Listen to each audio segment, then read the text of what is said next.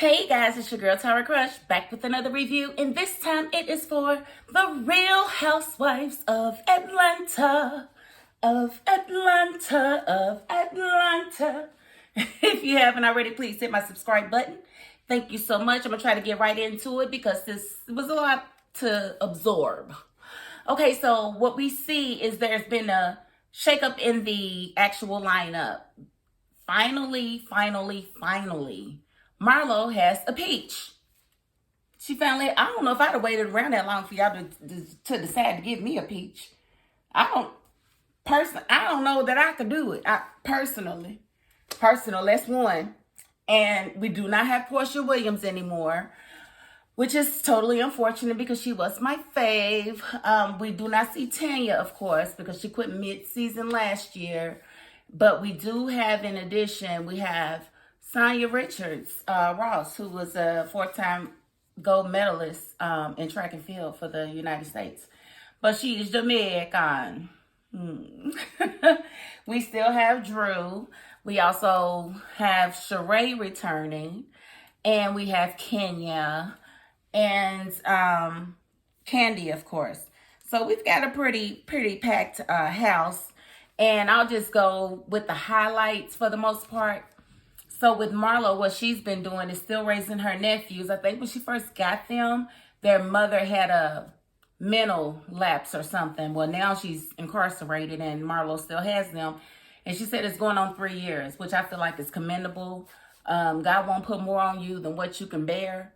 And I feel like she may have needed them at that time. Who knows? We don't know how her life really is set up. So kudos to her for still being a beacon for those boys. And then, Marlo has this company called The Archive, right? And the thing about The Archive is nobody can really figure out why she went this route. And what The Archive is, first of all, it's misspelled per the ladies. I didn't take French, but they said it's supposed to be an E there, which is quite freaking embarrassing if you ask me. Like, maybe she'll say, well, it's part French, part something else. Because I don't even think Spanish uses lay. But, so that's one thing. And the other thing is basically rental of clothing. Now, please tell me how this makes sense to y'all. She's saying that it rents for 25% of the value of the item per day. Per day. So if I keep it for 4 days, then I might as well bought it new. Am I tripping or am I tripping? She's like, the biggest amount would be for 7 days. 7 days, but you wore the stuff already. And 7 days will be me paying one whole price plus 3/4 of a price. Somebody please make it make sense to me because it don't make no sense to me. 25% is ridiculous.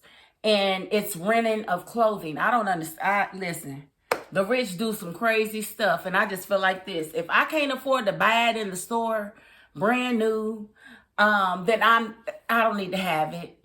If I go to a consignment shop, that's one thing. But this is a rental for used clothes. Like, the Archive is right. Because you should archive these clothes. I sold them online like Kenya said.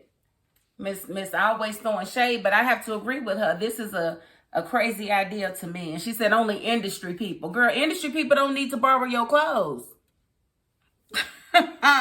Let me just be quiet. Okay, so like I said, we have Sonia Richards Ross. She, again, was a 4-time Olympic gold medalist. She's very thin, very fit.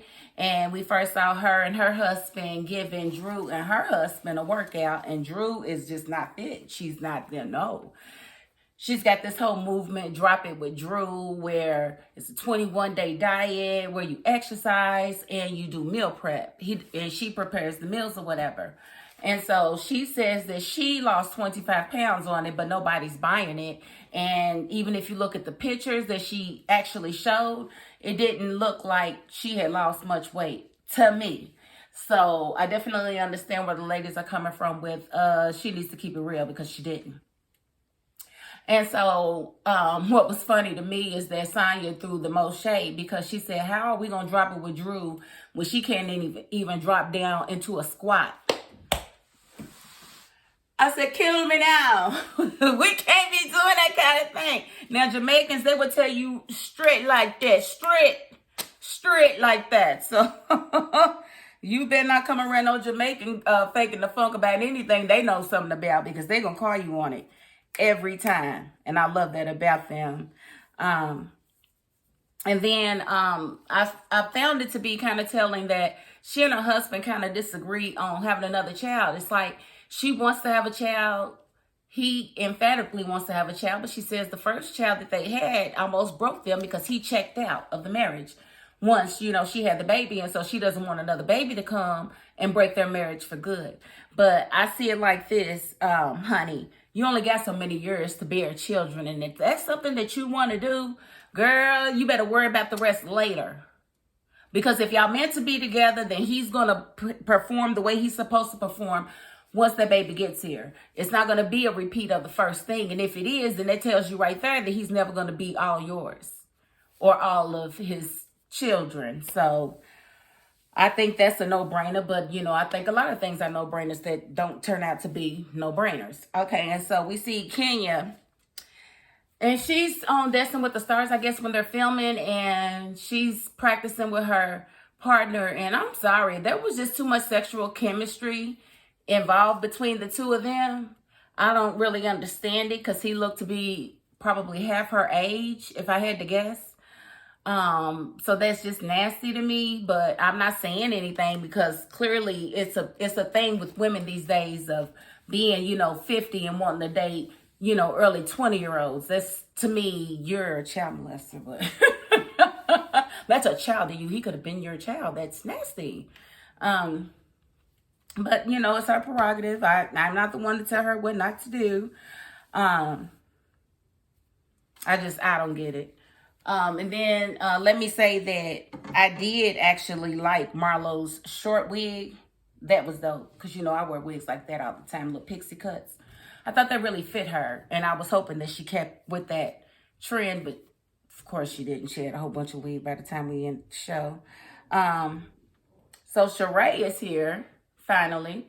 And she's talking about her man, you know, who was locked up for a long time. Remember the last time? And then there was some controversy with him and Nene. And you know, RHOA was back, you know, had his back or whatever. Well, he's finally out. But he can't come to Atlanta. I guess he's still in Philadelphia somewhere. And she said that they did Oochie Coochie and he came real quick. And she said now that she is celibate and she's waiting to make sure that he's going to be who he said he was. Girl, you done already gave him some, first of all. Second of all, why are you trying to deprive this man when he was locked up for how many years? And you supposed to be his woman. I'm going to need you to grow up. I'm going to need you to grow up. I mean, at this point, you should understand that you can't control what another person does, how they feel, or how they move. You can't control that. So trying to control it through your coochie is not going to... You too old for that. You need to grow up and get that man some ass.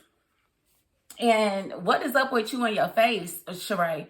Are you getting fillers? Because your face look like the madam from Solid Gold.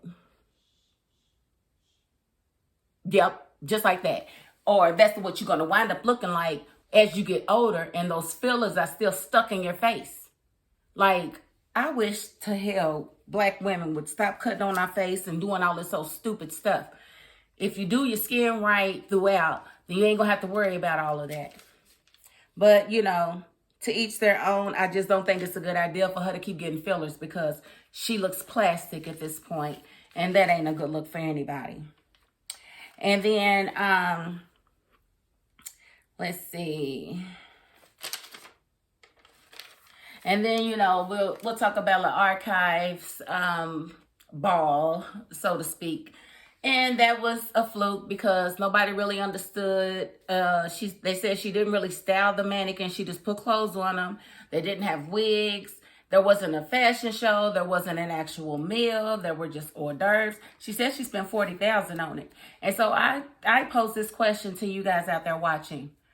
Is she still dating a billionaire? If it's supposed to be over, you know what I'm saying, a decade or more ago, how is she still affording all of these things? Like, I think she told us it was over, but I don't think it's over. I think she could still call that man, who they said was Ted Turner. I think she could still call him and get whatever it is that she wants out of him. I just feel like that. Y'all know, if y'all don't know the story, she supposedly dated a married man that was a billionaire.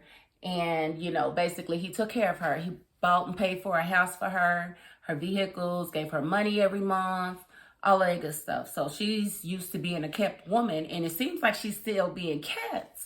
And I'm like, how? So I don't know. But she's got her nephews, and now they're wearing designer clothing and everything. And I just feel like, I don't know. But she's one of those, no matter how you feel on the inside, look good on the outside type of people. And if that, you know, makes her happy or brings her joy, who am I to say no?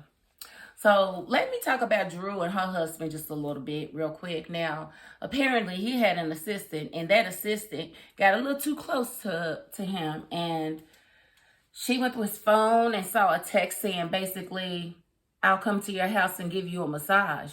And he said, I'm a guy, which we know if you say I'm a guy, then that means, girl, I'm gonna try to smash because I'm a guy, and you massaging me, get me all riled up, it's gonna make me want to smash. And she was like, I remember that the next time. Girl, you better back up. And so come to find out, y'all ain't gonna believe this. Candy. Okay, so Candy done went through his pictures, right? Found him and his assistant in a picture, took and clicked her profile, went through her post. And why did she make a post like, yeah, if I want to, I will? Talking to the woman. Basically, Drew, that was a girl. This is not a drill. That was a subliminal to you, honey. So how you handle it, I don't know. But I think for sure you need to approach him. But I said last season, if you watched me last season, I said that he was a cheater, pumpkin eater. And if she didn't want to believe it, she wasn't going to believe it. And here we are. He's a cheater, pumpkin eater. So I don't know how that's going to turn out. But I need Drew not to be crying over him because he ain't nothing. Girl, he ain't nothing. If he gonna cheat on you, he ain't nothing. He ain't nothing but a hoe. And so you leave that hoe alone. Let that hoe go. Okay? You got too much going for yourself to be letting this man do you that way. So, that is about all I'm going to say. I'm going to cut it off there. I don't want this video to go too long. I will be covering the entire season because this is my second favorite Housewife series. So I hope you guys join me. And again, if you haven't already, please hit my subscribe button. We are inching up. We are getting closer and closer to our target. You can look at previous videos to learn that I am giving away $1,000 once I get 1,000 subscribers. I'm also giving away other gifts. So you have to look there to see what I'm giving away.